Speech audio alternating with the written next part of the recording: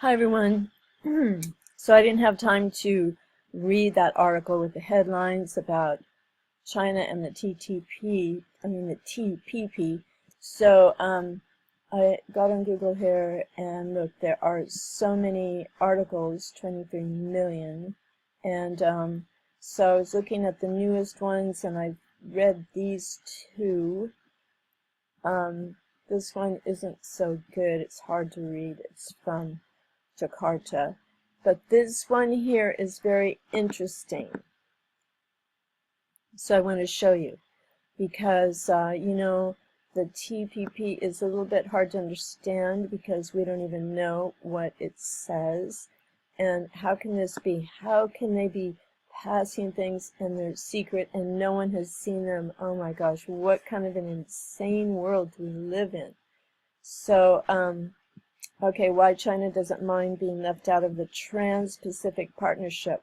So there's an explanation down here from Fortune magazine earlier this week. And actually this article, let me just show you, it comes from the Global Post, and USA Today picked it up, okay? Originally appeared in the Global Post, and it seems like the Global Post might be a good resource. What trawlers from China, generic drugs could kill people because of the TPP's rules.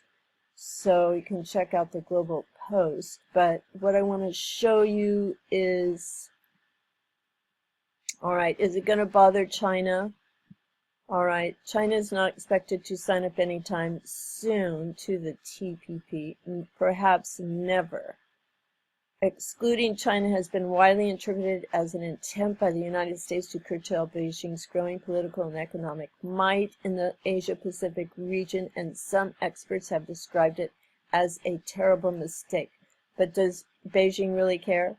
Possibly not as much as you might think. For starters, China doesn't need to belong to the TPP to enjoy some of the perks that come with being a member. Beijing already has free trade agreements with more than half of the TPP countries, including Australia, New Zealand, Chile, Peru, Singapore, Brunei, and Vietnam. Oh, and another article I read said that one company, they have factories doing manufacturing in China. They're going to move to Vietnam. But anyway, what's coming up here is interesting. So anyway, it could exploit those arrangements with these countries to minimize them, to avoid import duties that would normally apply to made-in-China products. Okay, Philip Caro in Fortune magazine this week shows how China will be fine. To satisfy certain country of origin conditions stipulated in TPP, China can manage the supply chain operations of cotton shirts by importing cotton from Pakistan via its existing free trade agreement with China, conduct upstream operations such as fabric design, knitting, and dyeing at home. Then China can ship the fabric to Vietnam via an existing free trade agreement with China. At the same time, Japan can ship the buttons to Vietnam via the TPP. Vietnam can perform downstream operations sewing and then ship the finished shirts via TPP agreement to Australia, Japan, and the United States, cutting off the 5%, 10.9%, and 16.5% import duties that would have applied if China had dealt directly with these countries. So these are loopholes, ways around these things. There's always ways around everything. And China clearly doesn't require the TPP to enhance its already sizable influence in the world. Beijing is a card-carrying member of the World Trade Organization, has a permanent seat on the United Nations Security Council, and is the driving force behind the Asia Infrastructure Investment Bank, that's new, which could potentially become a rival to the World Bank and Asia Development Bank once it gets going. The China-led AIIB, which has the support of dozens of countries, aims to fund infrastructure projects in the region and could help Beijing buy the support of its neighbors. China is also on track to become one of the world's biggest overseas investors by 2020, with outbound foreign direct investment already topping 100 billion a year in some countries.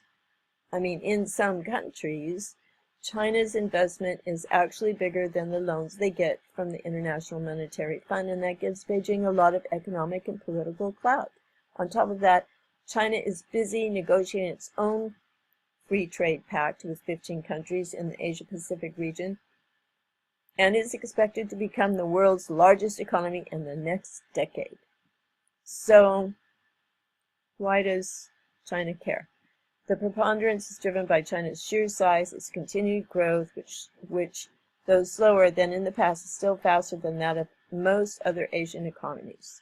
Okay, so you can find lots of information if you just type in TPP China, and then check out the Global Post, because looks like it might be have some interesting articles there if USA Today is picking them up then and finding them a good source, but who knows.